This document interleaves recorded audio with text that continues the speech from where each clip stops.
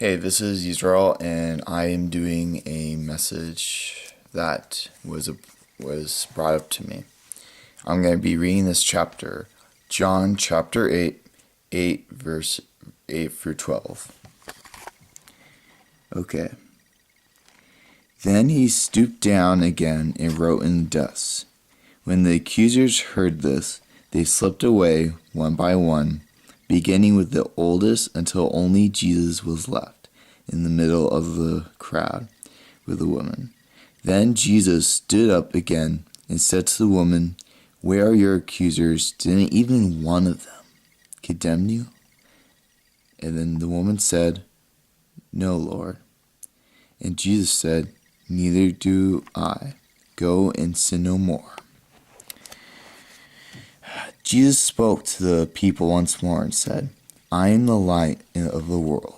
If you follow me, you won't have to walk in darkness, because you will have the light that leads to life." It's an interesting passage. Yes, during this message, if I happen not to talk with the right words, I'm sorry for that, because I'm not that good at speaking. Kind of, you get my point. Okay. When I heard this message the first time, honestly, I did not know what it meant. The second time after a few years, I started to know what it meant. Because a little before this message, the priests, which were like the religious leaders back then, who listened to the old ways, except Jesus came to show them the new ways, the ways that God has appointed him to show, the right way. And they've been trying to get Jesus in trouble. So eventually, they caught this woman who was adulterous, and they bring her to him, and they say, "Since you believe in God, you believe in God, and you also are so right, do you believe that we should condemn this woman, or do you think we should let her go?"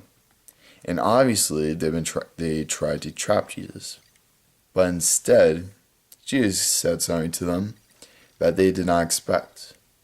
They said, "Whoever has never sinned may be the first one to stone her."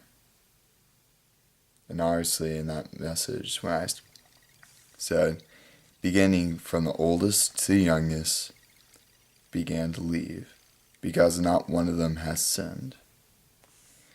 And the funny thing about that is, a lot of people say in life that to be a Christian, I have to be perfect. I have to be right with God before I come to him. But the secret to that is actually no one is perfect. Before you become a Christian and afterwards, you're never perfect, especially on earth. You gotta remember that.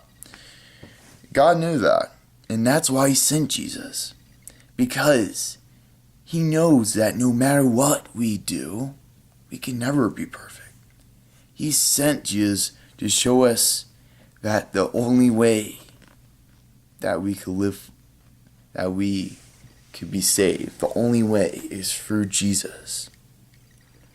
He knows that we can't be perfect. He knows that we're going to make mistakes, even as Christians. But the thing is that even though he knew that, he still came down. He wanted that relationship. He didn't care what you did in your past. Maybe you stole. He doesn't care about what you did. Because that relationship with you and him means much more than what you've done.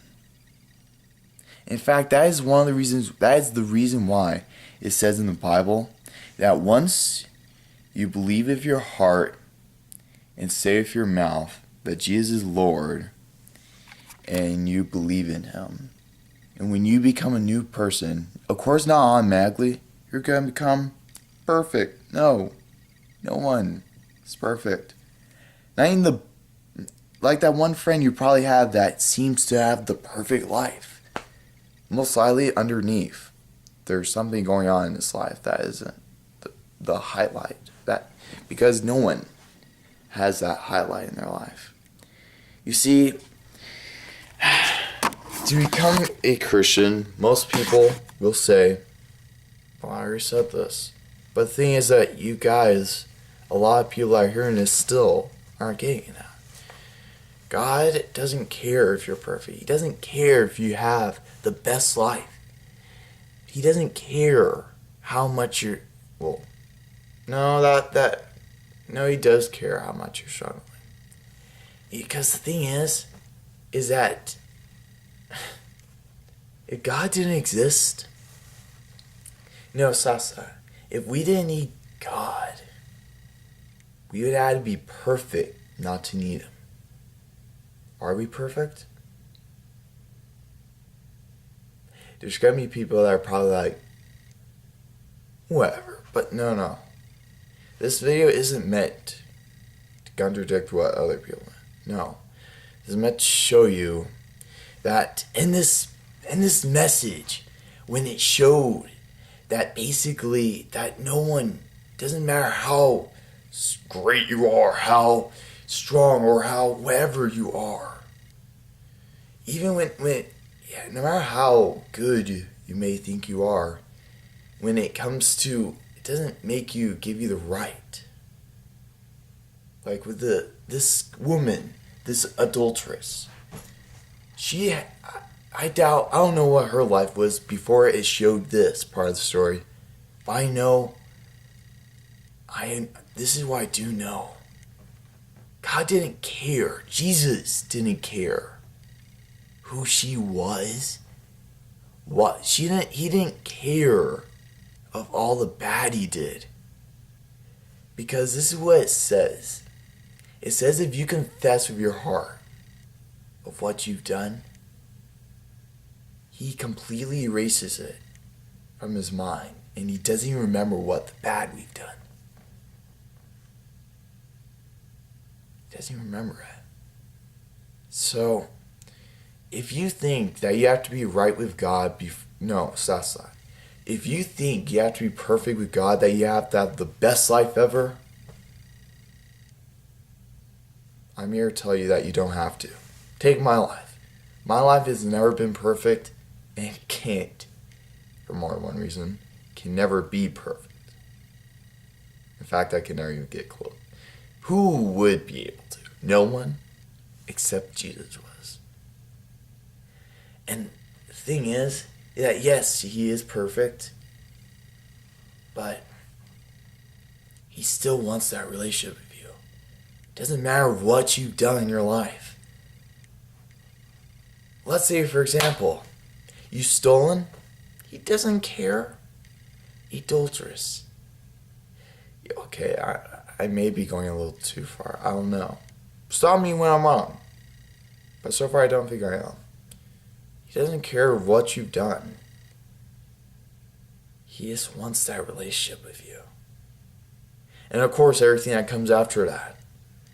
Because the thing is that, well, I can't really spoil the story, just spoil it yet. But still, it doesn't matter what you've done, it doesn't matter what you're doing right now. Maybe you're cheating on someone and you made a terrible mistake and now your life feels all terrible and whatnot.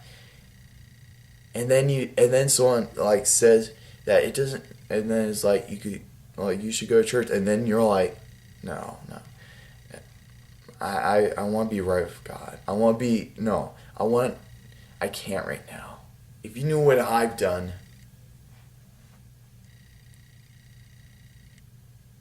and then right there,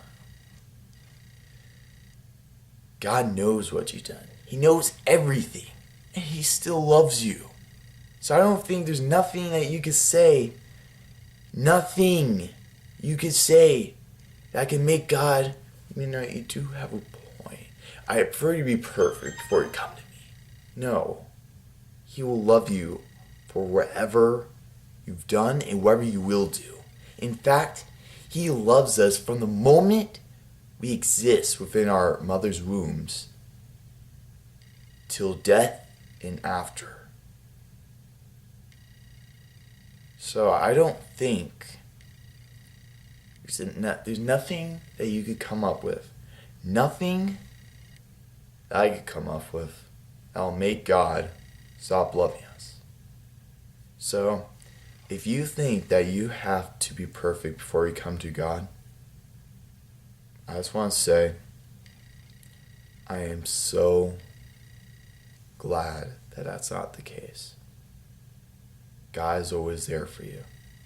God will continue to love you, and He'll continue to strive for that relationship with you. All you have to do is make that choice. And I pray that one day you do. Of course, it'll take time for that relationship to grow, because it won't be just so great you'll be like, I'm on high for God. Because everyone could get on high for God. I mean, like, for example, if you see me at a Super Chick concert, or you just see me like at church, and I'm just like, yeah, anyone could do that. But there's only some people that actually want to grow in God, to make that everyday thing. And again, it takes a while. So don't think you're going to be perfect when you even become a Christian. Because if that was the case, then something went wrong with me. But again, it doesn't matter what you've done. Because God, no matter what you've done then, what you do after, God's going to love you the exact same. In fact, if He doesn't love you the same, He's going to love you even more. And that was all. But I want you to remember this during the week. No, or not even this week. Come back to this video if you need it. But this is what I want you to remember, and want you to stay on your mind. If people ask you to be perfect in everything, and you know there's something more than what this life has to offer, if you ever want something more,